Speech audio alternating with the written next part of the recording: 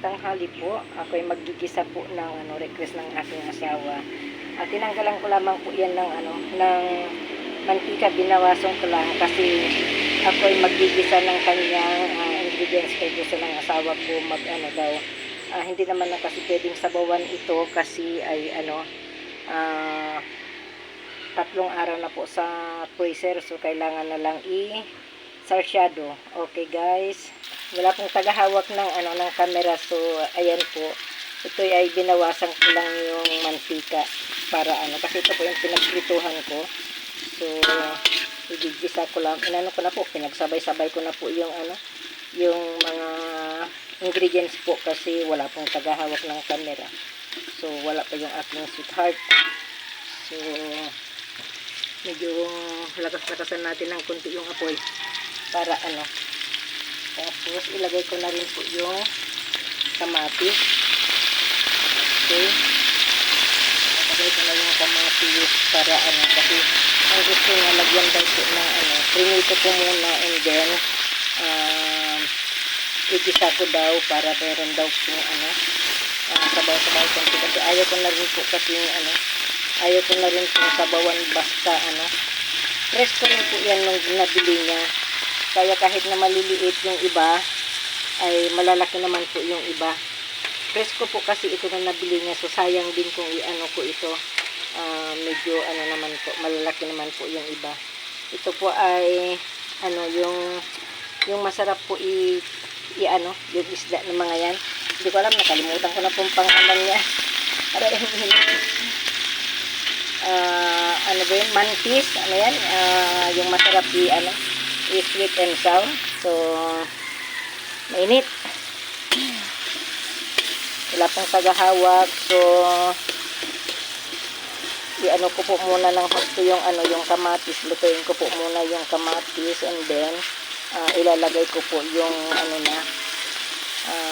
lagyan ko po muna ng patis. Wait lang po, linagyan ko na po siya ng patis. So isa-isain po natin ilagay yung yung paano ko nga ba hawakan ay ito ganito.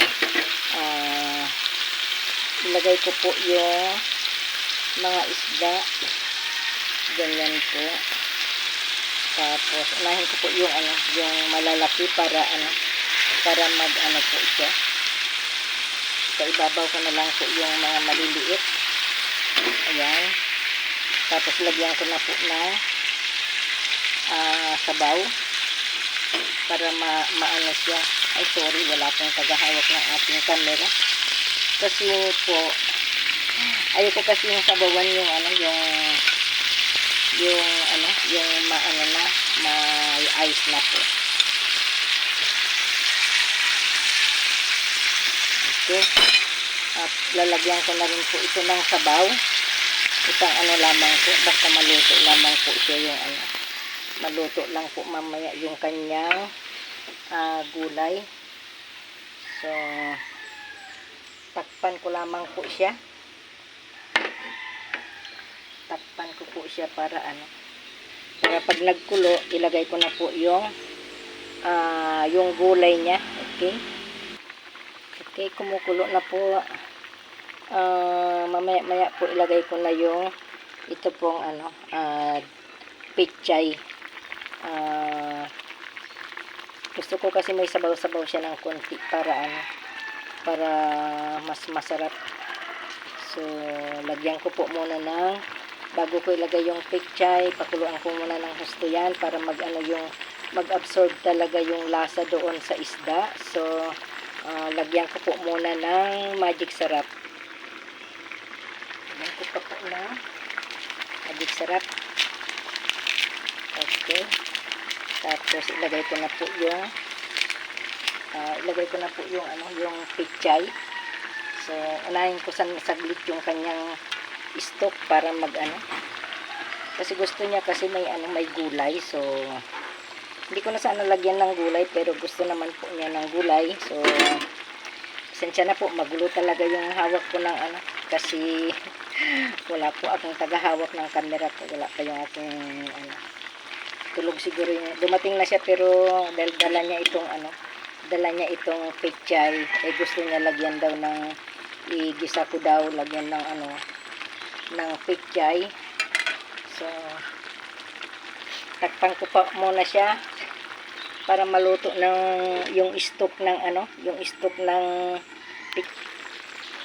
Okay, kumulo naman na siya. So, mamaya ilagay natin yung dahon ng pechay, yung stock lang niya muna para maluto-luto. Kasi, alam mo naman, yung asawa ko, pustiso yung ngipin. So, kailangan kong, lutuin ng gusto yung stock ng pechay.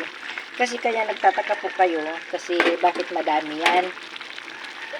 Madami yung isda. Kasi, hindi ako pinapakain ng gusto ng asawa ko ng ng kanin. So, yung gulay lang po ang gulay at saka yung isda na lang po ang konting kanin, tapos magpapak ng isda. So takpan po natin. Takpan ko po muna para maluto po yung dahon ng pechay. So kompleto naman na po 'yan. Mayroon na pong magic sarap. Dinagyan ko na po kanina ng patis habang ginigisa ko siya.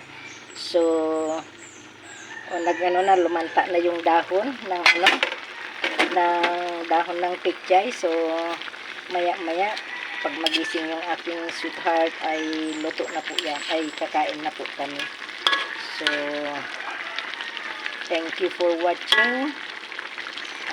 Please like and share my video kung nakursunadaan niyo po ang aking luto. Paki-share po at paki-like at panoorin po. Okay, thank you po. Salamat po sa panonood. Thank you. God bless.